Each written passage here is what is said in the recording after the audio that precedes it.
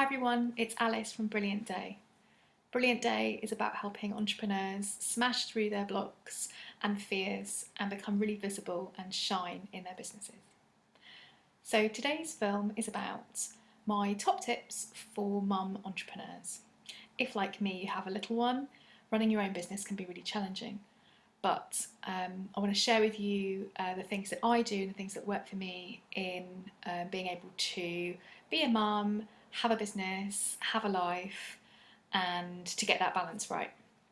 So, my first top tip is that you're the master of your own time, and you really need to own that and feel empowered around that. So, what I mean by this is yes, you have kids, but it's not impossible to start your own business, and it's not impossible to grow one either, balancing childcare and the business and your own life and family. But it really is about getting into a mindset um, and one where you don't feel like a victim and you feel there are some things that you can take action on and make a difference in around managing your time and putting structure in place to manage both your business and being a mum and having a family. So, my second tip is to maximise your child free time. And what I mean by this is whatever childcare you have in place, whether that's friends and family helping out, your partner, paid childcare, or even if you're just using nap times in order to do work, really have a plan and maximise the use of that time. Commit to when you're going to do work. So if you've got childcare for the day or you've dropped your child off at nursery or school, and then you don't have to pick them up until 3, really commit that you're going to spend all of that time that your child is in childcare focusing on your business and working on your business, and follow through on that plan. Working on your business is not just going to happen unless you take ownership and you take control. And I see a lot of women who really want to push their businesses forward but just don't use the time they have, and often make excuses. Actually often say, oh, I don't have enough childcare, or there isn't enough time between school drop off and pick up. That isn't true. There is enough time. You have to use the time you have really wisely, and that does mean sometimes making sacrifices or different choices. So I use my daughter's nap times on the days that I am looking after her. And what that means is I have to stay close to home on the days when I'm with her. It means we go out and we do activities and we have play dates still, but I don't travel too far. She always naps at home, so I've got my computer and I've got the things I need. I can record videos. I'm just setting myself up with the right resources. And it means sometimes I have to sacrifice the weekend time. So maximising free childcare with your partner, your husband, or family is a great way of getting your business set up because it's not actually costing you anything. And so sometimes that means for me that on pretty much every Sunday I go to a local coffee shop or a co-working space, and I spend 8 a.m. till 2 o'clock when my daughter's woken up from her lunchtime nap doing my work. So it is entirely possible to really squeeze every opportunity out to allow yourself the time to work on your business, but you have to really own it and make a plan. So my third tip is to work away from the house on the days when you have someone else looking after your child. So if you work at home, you will inevitably find that you start doing tasks, domestic tasks, tidying up, the washing, friends call you, your mum drops round. It just, for me, it doesn't necessarily work in order to get big chunks of time dedicated to my business.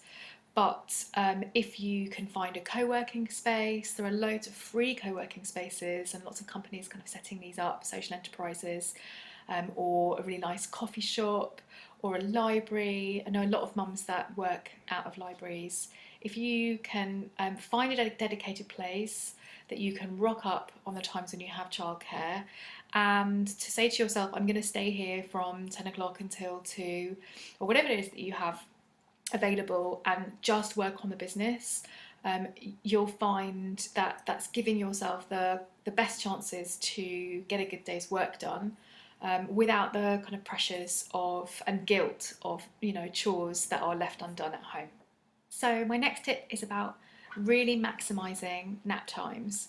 If your child is very young, or a toddler and has naps, maybe a morning nap and an afternoon nap, this is great child-free time and a time that you can use every day if you're a full-time mum to work on your business. And my tips for this is to put your child down to nap at home, so you have everything that you need to hand. You're giving yourself kind of the best chances, and to make a really clear to-do list at the beginning of the week of exactly what you want to focus on in your business. Sometimes when I'm with my daughter and we've been playing in the morning and all these kind of things going on and she wants my attention, my brain isn't in a business mindset, it's in a mummy mindset, and I can sometimes takes me a while to get the clarity back about what I need to do. So having my list set up at the beginning of the week really helps me when I get lost, when things get foggy, if I've had a bad night's sleep or whatever. I can just look in my list, what are the things I hope to achieve this week, and try and deal with some of those during nap times.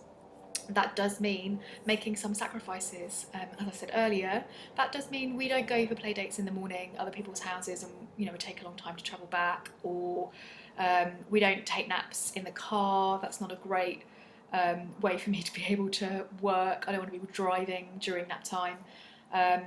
But it does really work for me, and if your child is still sleeping 1.5 to 2 hours a day, then that's 10 hours a week that you have to work on your business during the week time if you're a full-time mum, which is a day and a half, which is amazing. And actually, that's a great core chunk of time that you can use to push your business forward.